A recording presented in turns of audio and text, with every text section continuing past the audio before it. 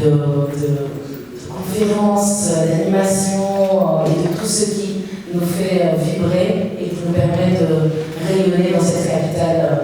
On rappelle toujours qu'il est la deuxième ville la plus cosmopolite au monde, Bruxelles. Et il fallait un espace pour que la communauté africaine puisse s'exprimer et inviter les autres communautés à découvrir ce qu'elle a de plus beau à offrir, c'est-à-dire sa culture. Alors, normalement, on fait notre programmation avec vous, les opérateurs culturels. On n'invente rien. D'ailleurs, pour le moment, vous avez l'expo de la Journée internationale de la femme africaine. C'est le 51e anniversaire, si je ne m'abuse, de cette journée. Alors, est-ce qu'on peut applaudir les deux institutions qui proposent cette célébration ici? Il y a bien entendu des équipes derrière qui travaillent dur. Généralement, on les oublie parce que les gens qui sont devant prennent parfois tout l'espace. Je voulais qu'on applaudisse chaleureusement Grasset qui peut lever sa main, les villes, ainsi que tous les autres coordonnateurs et staff qui sont culturels, grâce à qui ce lieu reste ouvert et tourne, parce que c'est important de nous engager aussi. Ils s'engagent au-delà de ce que nous pouvons leur rendre. Donc, merci les gars d'être là. Alors aujourd'hui, on va laisser la place à GFIA, l'association, donc groupement des femmes africaines inspirantes et actives. Voilà. Alors, bonsoir à tous, je suis contente de me trouver là devant vous, car je ne sais pas si tout le monde le sait, mais j'ai traversé une longue période, traversée du désert très dure, très difficile, car il y a 2 ans, je succombais à l'AVC. Donc, il y a presque 3 ans maintenant, j'ai succombé à l'AVC et je ne pensais même pas pouvoir me tenir debout à nouveau et prendre la parole devant des gens comme vous. Donc aujourd'hui, c'est mon retour aujourd'hui.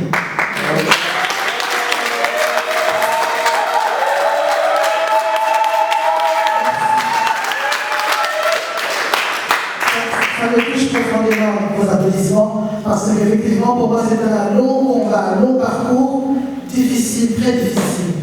Mais mon message ce soir par rapport à ma traversée du désert, comme je dis, c'est qu'il faut apprendre à écouter son corps. Apprendre à écouter son corps. J'étais sur tous les fronts, j'étais partout. Je courais, j'étais partout. Et je ne m'arrêtais pas. Mais mon corps m'a dit stop. Parce que je n'ai pas écouté. Je n'ai pas écouté les signaux. Je n'ai pas fait attention à toutes ces petites choses qui me dérangeaient. En fait, je pensais que c'était normal que je sois toujours dans cet état de stress. Pour moi, c'était un état normal. Ce n'était pas un état normal, en fait. Non, mon corps me demandait de m'arrêter. Et moi, j'ai creusé, j'ai été plus loin que ce qu'il ne pouvait supporter. C'est pour ça, vraiment, je vous exhorte à apprendre à écouter votre corps, mes amis.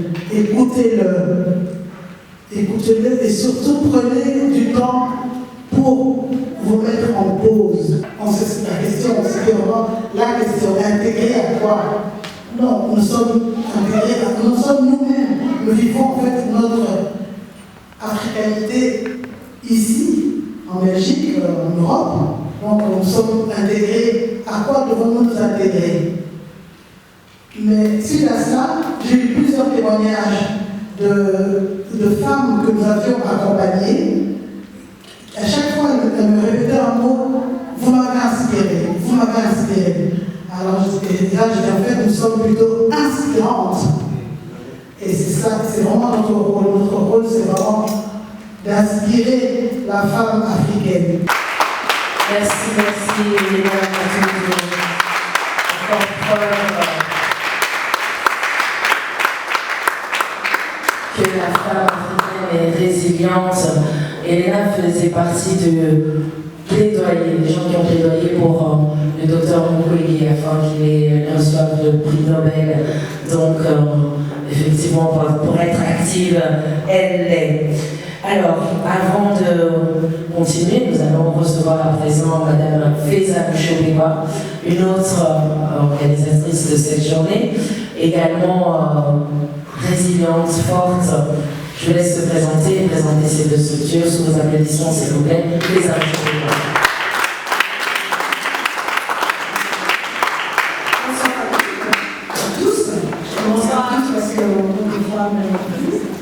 On va commencer par la femme, c'est la journée de la femme africaine, et donc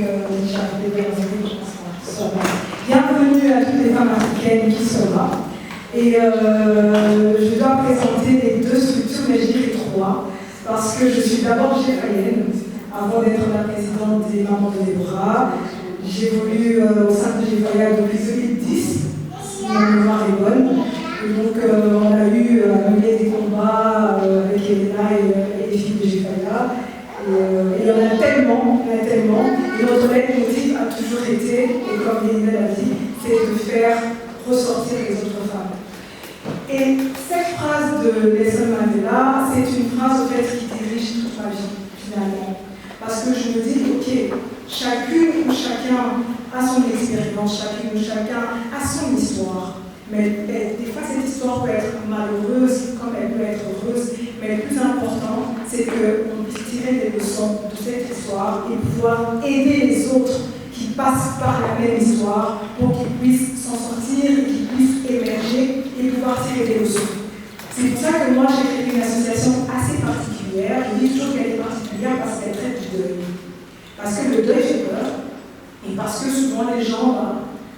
le deuil, ça se passe, c'est souvent, voilà, on pleure, c'est souvent très négatif.